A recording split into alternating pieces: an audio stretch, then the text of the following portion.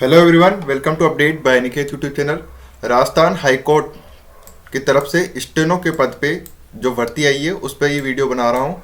तो ये विज्ञप्ति जारी हो चुकी है और इस बार क्या खास है इस भर्ती में ये आपके इस वीडियो में पता लगेगा। और इस वीडियो में हम आवेदन, परीक्षा पैटर्न, योग्यता और एग्जाम डेट के बारे में बात करेंगे। खास बात एक चीज़ और कि इस भर्ती के अंदर आपको कोई भी रिटर्न एग्जाम देने की जरूरत नहीं है, मतलब लिखित परीक्षा आपकी नहीं होगी।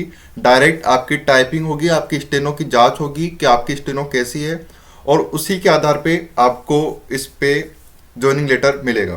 तो राजस्थान उच्च न्यायालय जोधपुर के तरफ से हाई कोर्ट के अंदर आपकी ये भर्ती निकली है। अब मैं आपको सीधे यहाँ पे ऑफिशियल नोटिफिकेशन की तरफ लेके जाता हूँ। अगर चैनल को सब्सक्राइब नहीं किया है तो चैनल को सब्सक्राइब जरूर करना। यहाँ पे देखिए राजस्थान उच्च न्यायालय जोधपुर और 18/1/2025 को ये विज्ञप्ति जारी हुई है। यहाँ पे जो जो चीज़ें इंपॉर्टेंट है जो मैं आपको बताना चाहता हूँ उसको मैंने ऑलरेडी हाईलाइट कर लिया है। तो अब बात यह है कि देखते हैं। सबसे पहले परीक्षा का नाम आशुलिपिक ग्रेड 3 जिसके अंदर हिंदी और इंग्लिश दोनों है, और ग्रेड 2 जिसके अंदर हिंदी है, ओनली हिंदी। तो आशुलिपिक यानी कि स्टेनो हो गया। और भर्ती प्रक्रिया के नियम बता रखे हैं यहाँ पे। पद नाम आपको बता दिया, ग्रेड 3 और ग्रेड 2।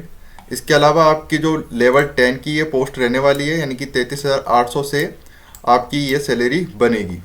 और प्रोबेशन पीरियड पे यानी कि 2 साल तक आप ट्रेनिंग पीरियड पे रहेंगे, 23,700 आपको सैलरी मिलेगी। तो यहाँ तक अपन ने सैलरी की बात कर ली है और पोस्ट नेम की बात कर ली है।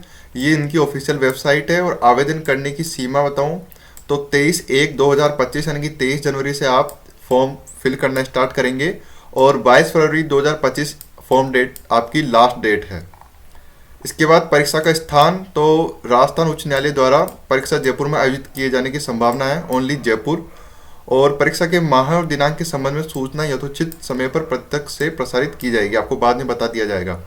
परीक्षा शुल्क जो अनरिजर्व कैटेगरी है, जनरल कैटेगरी, उनके लिए 750 रुपये, 750 रुपये फॉर्म फीस रखी गई है। इसके अलावा जो अति पिछड़ा वर्ग है और EWS वाले हैं उनके लिए 600 रुपये फॉर्म फीस, और ST SC या फिर जो भी एक्स सर्विसमैन है उनके लिए 450 रुपये फॉर्म फीस है।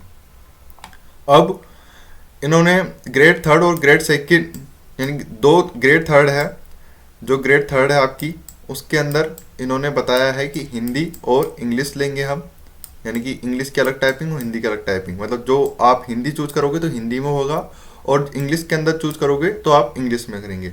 लेकिन ग्रेड 2 जो है वो ओनली केवल और केवल हिंदी के अंदर है।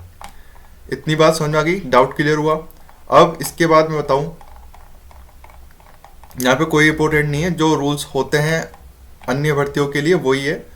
महत्वपूर्ण नोट ये है कि आपको प्रथम वरीयता जिला न्यायालय में दी जाएगी और द्वितीय वरीयता आपको जिला विधिक सेवा प्राधिकरण में दी जाएगी, जो कि लोक अदालतें होती हैं उनके अंदर आपको पोस्टिंग मिलेगी। लेकिन पहली वरीयता आपको जिला न्यायालय की ही दी जाएगी।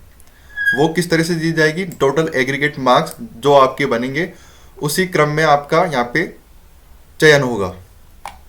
इसके अलावा अब बात करते हैं हम न्यूनतम शैक्षणिक योग्यता, जो कि आपकी एलिजिबिलिटी क्राइटेरिया है। तो आप senior secondary examination in arts, science या कॉमर्स किसी भी स्ट्रीम से पास होने चाहिए। आपके पास आर्ट्स है तो भी इस फॉर्म को फिल कर सकते हैं, साइंस या कॉमर्स। फिर इसके बाद दूसरी चीज़ ये है कि आपको देवनागरी स्क्रिप्ट और राजस्थानी का ज्ञान होना चाहिए, तो आपको होगा ही, तो राजस्थान में हो तो आप। इसके अलावा आपके पास O लेवल का या हायर लेवल सर्टिफिकेट होना चाहिए, जो कि DOE-ACC कंडक्ट करवाती है, या फिर आपके पास computer operator and programming assistant का आपका पास सर्टिफिकेट होना चाहिए। RACIT है तो भी चल जाएगा। डिप्लोमा हो आप कंप्यूटर साइंस, कंप्यूटर एप्लीकेशन में, तो आप इस फॉर्म को एप्लीकेशन को भर सकते हैं। और RACIT मैंने आपको बता ही दिया है। तो कहने का मतलब ये है कि आप 12th तो होने चाहिए, 12th पास तो होनी ही चाहिए। साथ में आपके पास ये इनमें से जितने भी बताया है मैंने, ये 3rd पॉइंट के अंदर बताया है मैंने, उनमें से एक कोई सा भी सर्टिफिकेट होना चाहिए। RACIT है तो भी चल जाएगा। बात आ गई समझ में। अब राष्ट्रीयता ये तो हो गई। आयु एज के बारे में बात करूँ तो आप 18 साल से 40 साल के बीच होने चाहिए 1 जनवरी 2026 को। 18 साल से कम नहीं होने चाहिए, 40 साल से ज़्यादा नहीं होने चाहिए। छूट किस किस को है, रिलैक्सेशन किस किस को है, ध्यान से सुन लो। SC और ST, शेड्यूल कास्ट और शेड्यूल ट्राइब को 5 साल का एज रिलैक्सेशन है। इसके अलावा जो मोर बैकवर्ड क्लास है, जो और इकोनॉमिकली वीकर सेक्शंस है, उनको भी 5 साल की छूट यहाँ पे दी गई है। इनके अलावा मैं यहाँ पे नोट देख लीजिए, ये इंपॉर्टेंट है। अंतिम बार सुन लो अच्छे से, अंतिम बार जिला न्यायालयों में जब भी आपकी स्टेनो ग्रेड 3 की परीक्षा हुई थी लास्ट टाइम, एवं जिला विधिक सेवा प्राधिकरणों, स्थायी लोक अदालतों सहित में आशुलोपी की ग्रेड 2 यानी कि स्टेनो ग्रेड 2 की परीक्षा हुई थी और ग्रेड 3 की, तो उसके अंदर रिक्त पदों पर भर्ती हेतु 2023 में आपके यहाँ पे लास्ट में आवेदन आमंत्रित किए गए थे, जिसमें आयु सीमा की गणना 1 जनवरी 2024 के आधार पर की गई थी। और इस विज्ञापन द्वारा आयोजित की जा रही परीक्षा हेतु आयु सीमा की गणना 1 जनवरी 2026 के आधार पर की जा रही है। तो ऐसे आवेदक जो अपनी ऊपरी आयु सीमा की दृष्टि से दिनांक 1 जनवरी 2025 को उक्त परीक्षा में बैठने हेतु पात्र होते, लेकिन वो अब नहीं हो रहे क्योंकि 1 जनवरी 2026 को आपकी काउंट हो रही है, वे भी इस परीक्षा में हेतु आवेदन करने के लिए ऊपरी आयु सीमा की दृष्टि से पात्र है। जिसको समझ में आ गया वो तो ठीक है, लेकिन जिसको नहीं आया वो बता दूं कि लास्ट टाइम ये भर्ती 2023 में निकली थी और उस टाइम 1 जनवरी 2024 को आपकी एज काउंट की गई थी। तो अब ये भर्ती आई है 2025 में और 1 जनवरी 2026 इन्होंने एज काउंट करी है। तो इसका मतलब 1 जनवरी 2025 तो गई, ये तो बची ही नहीं। तो जो भी 1 जनवरी 2025 को 40 साल तक हो गए, 40 प्लस हो गए थे, वो भी इस फॉर्म को भर सकते हैं और वो एज रिलैक्सेशन का फ़ायदा उठा सकते हैं। डाउट क्लियर हो गया एज से रिलेटेड सारा। अब कैरेक्टर देख लीजिए, आपको जब ये डॉक्यूमेंट वेरिफिकेशन होगा तो एक सचित्रता प्रमाण पत्र जो उस विश्वविद्यालय, महाविद्यालय या कोई सा भी स्कूल द्वारा जारी किया जाता है प्रधानाचार्य द्वारा, वो प्रस्तुत करना होगा। और 2 प्रमाण पत्र जो आवेदन प्रस्तुत करने की तारीख से 6 महीने से अधिक पूर्व के लिखे हुए नहीं होने चाहिए। यानी कि जब भी आपको बुलाया जाएगा ये प्रूफ करने के लिए, गुड कैरेक्टर सर्टिफिकेट के लिए, वो 6 महीने से पहले का नहीं होना चाहिए, 6 महीने के अंदर अंदर का होना चाहिए।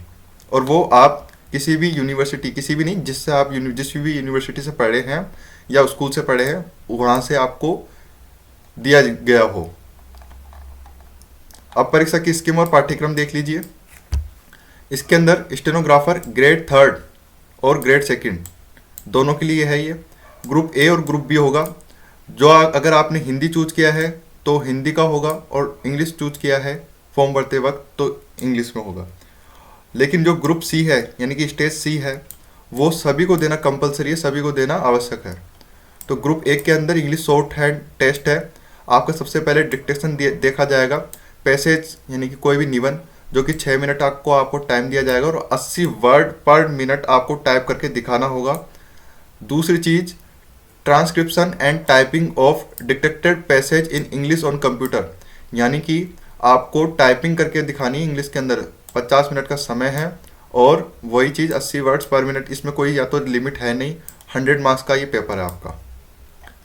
ग्रुप बी किसके लिए बोल रहा हूँ, जो कि हिंदी शॉर्ट हैंड टेस्ट है। जो इन्होंने हिंदी चूज किया है वो सिर्फ ग्रुप बी देंगे। डिटेक्शन ऑफ पैसेज सेम चीज, आपका 6 मिनट का देखा जाएगा और आपके पास 70 वर्ड पर मिनट है। यहाँ पे इंग्लिश में 80 थे, यहाँ पे हिंदी में 70 है। और transcription and typing of detected passage जो है वो 50 मिनट का टाइम दिया जाएगा आपको और 100 नंबर का पेपर होगा। यानी कि जो इंग्लिश चूज किया है वो इंग्लिश, जो इन्होंने हिंदी चूज करी है वो हिंदी। आपका पेपर हो गया। जो इनके अलग से सेपरेट कट ऑफ बन जाएगी 100 मार्क्स में से, आउट ऑफ 100 जो भी 100 में से जितने नंबर ला सकता है लिया आएगा। जो भी एलिजिबल होगा वो देगा ग्रुप सी, यानी कि अलग पेपर देगा। उस ग्रुप सी के अंदर 2 चीज़ होगी, एक तो स्पीड टेस्ट और एक एफिशिएंसी टेस्ट। दोनों ही 10-10 मिनट की है और दोनों ही 50-50 नंबर की है। तो SC, ST, PH and ex serviceman को 20-20 नंबर लाने जरूरी है। और minimum marks for all others, यानी कि जो बच गए उनको कम से कम 22.5 नंबर लाने जरूरी है।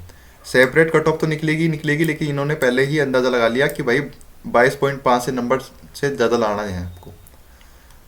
अगर आपका यहाँ पे कट ऑफ में नंबर आता है आप जाएंगे डायरेक्ट इंटरव्यू में। तो यहाँ पे वीडियो की शुरुआत में कह जाता कि यहाँ पे नो रिटर्न एग्जाम है, लिखित परीक्षा होगी ही नहीं आपकी।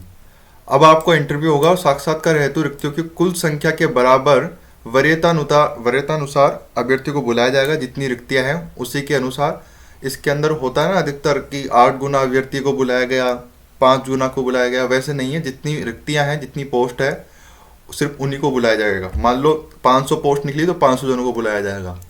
साक्षात्कार के कोई अंक नहीं है, इंटरव्यू के कोई अंक नहीं है। आपकी मेरिट जो बनेगी वो इन्हीं नंबर से बनेगी।